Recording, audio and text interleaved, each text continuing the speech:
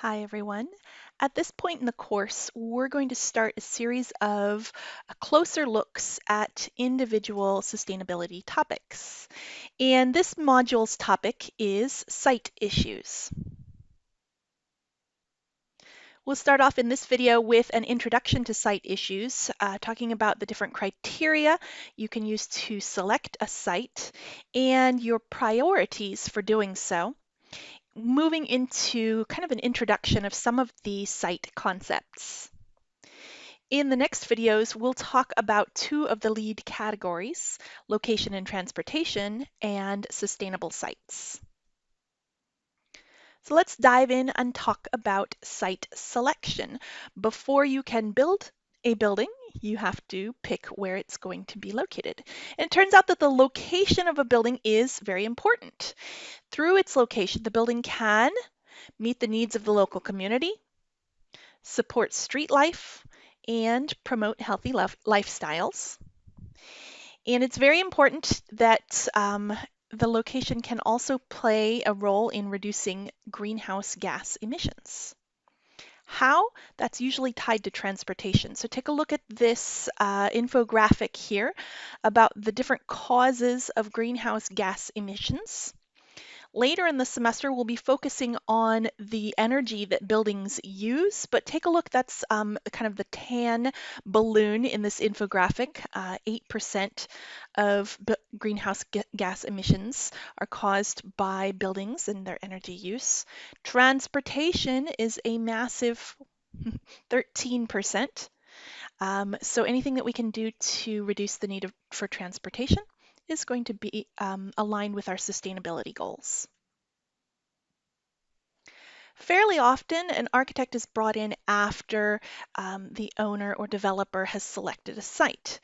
But if you are brought into the project earlier, or if there's an integrated design team that is part of the site selection process, they need to start out by considering some issues, such as how is that building or that site going to tie into the local watershed, which means how the water flows through the area. Right? Will that site and will the building on the site have an impact on local biodiversity? How many species of natural life are found in that ecosystem? Is there potential for renewable energy to be produced on this site or locally?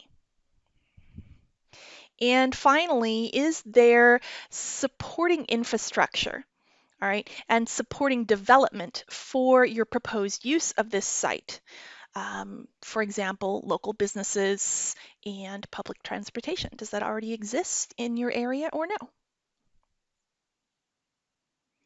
When choosing a building site, the number one priority or the greenest choice is to use something that already exists, meaning an existing structure. So that's called adaptive reuse or remodel. The next greenest choice, if you can't reuse an existing building, is to use land that has already been built on. And in this case, we're going to protect the green fields. We'll use land that's been built on instead of untouched land. There's some significant benefits to this, and the first thing is smart growth and increased density. So you're building where a building already was.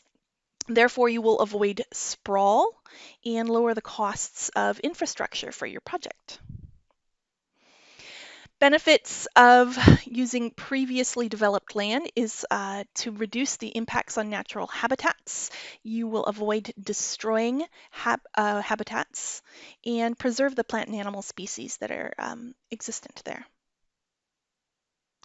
And finally, by using a previously developed site, you will preserve existing open space and farmland.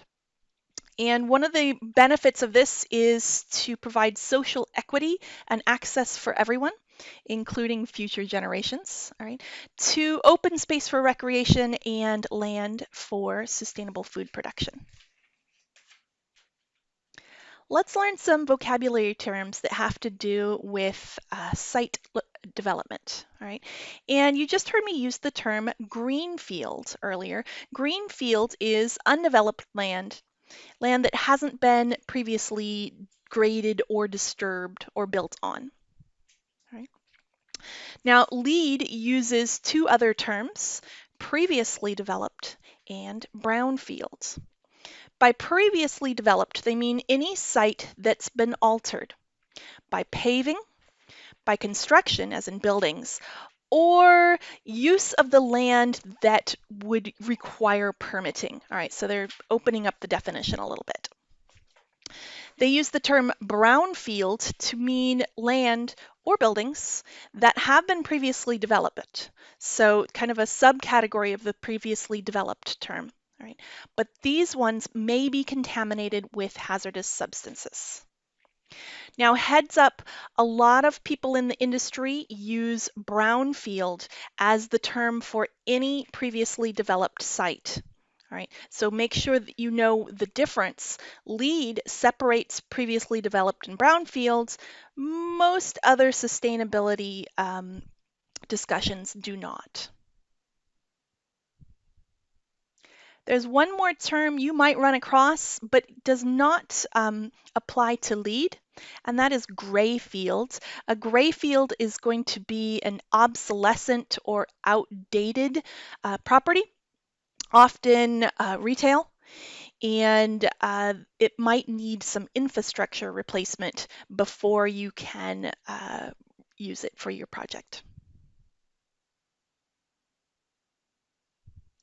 Another important concept for site selection and site design is neighborhood character. And two terms you'll hear very often when talking about the character of a neighborhood are walkable communities and livable streets. Walkable communities is literally having homes, office, retail, public spaces, everything that a resident might want or need located within walking distance. Livable streets are those that are designed for community functions as well as, or maybe even more than, the flow of cars. Let's take a look at some examples.